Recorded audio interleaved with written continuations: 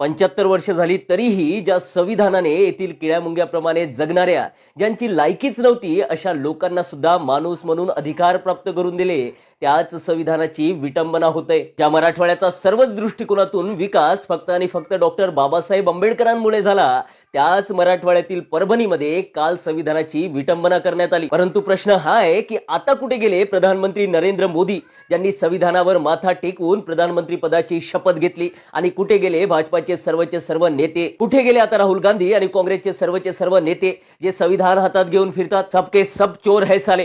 भीम सैनिकांनी, बाबासाहेबांच्या अनुयायांनी विटंबना करणाऱ्या त्या समाज कंटकाला चांगली चोप दिली, परंतु तो वाचला। आणि कशामुळे वाचला माहित आहे तुम्हाला? त्याच संविधानामुळे वाचला, त्याच संविधानाच्या तरतुदींमुळे वाचला, ज्या संविधानाचा त्याने अपमान केला, विटंबना केली। हा व्हिडिओ तशा प्रकारच्या सर्व समाज कंटकापर्यंत जाऊ द्या आणि त्यांना माहीत होऊ द्या की यानंतर जर संविधानाची विटंबना करण्याचा प्रयत्न केला, संविधानाबाबत अपशब्द काढण्याचा प्रयत्न केला, तर अशाच पद्धतीने चांगला चोप दिल्या जाईल। होऊ शकते की आप परलोक भी सिधार सकते हो। संविधान या भारताची आन बान शान होतं आहे आणि राहील सुद्धा। लगा लो जितना जोर लगाना है। आम्ही बाबासाहेबांची स्वाभिमानी लेकरं आहोत। आम्हाला कुठल्या पक्षाची गरज नाही, ना भाजपाची ना काँग्रेसची। आम्ही संविधानाचं रक्षण चांगल्याच पद्धतीने करू शकतो।